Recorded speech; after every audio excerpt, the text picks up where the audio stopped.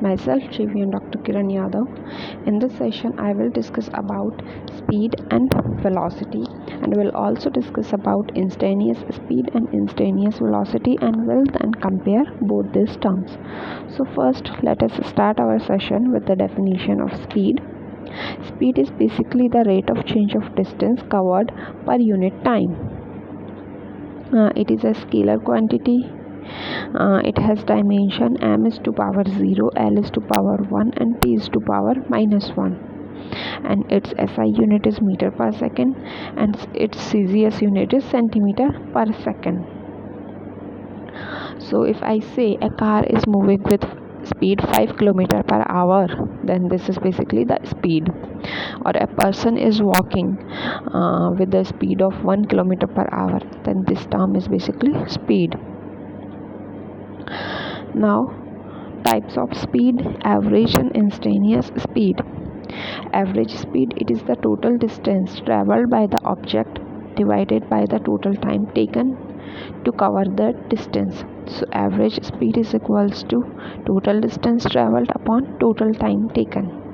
So let us consider an example. There is a car which travels a distance of 5 miles in 0.2 hours, and we need to find its average speed. Then we just need to divide 5 miles by 0.2 hours. So its average speed comes out to be 25 miles per hour.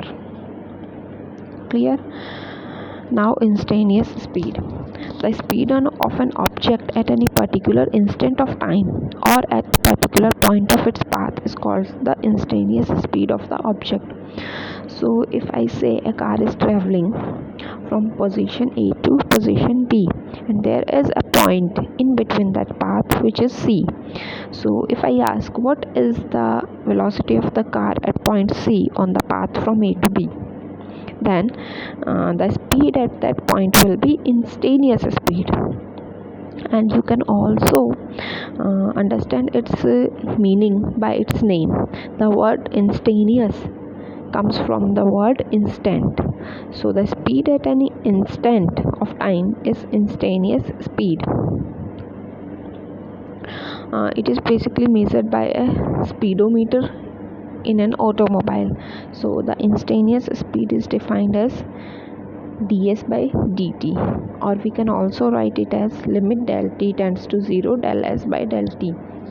So if del t is a very small time interval, and in that small time interval the length covered or the movement of the object is delta s, then we divide or we can write the instantaneous speed as del s by del t. And here the interval delta t is very small, so we put a limit in which delta t tends to 0.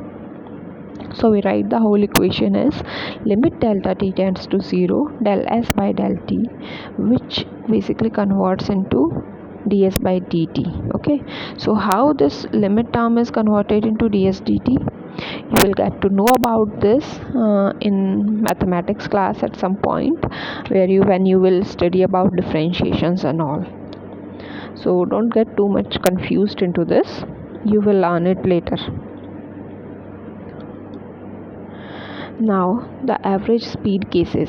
When particle moves with different uniform speeds v1, v2, v3, etc. in different time intervals t1, t2, t3, etc., then its average speed over the time of journey is given as v average is equals to total distance covered divided by total time elapsed.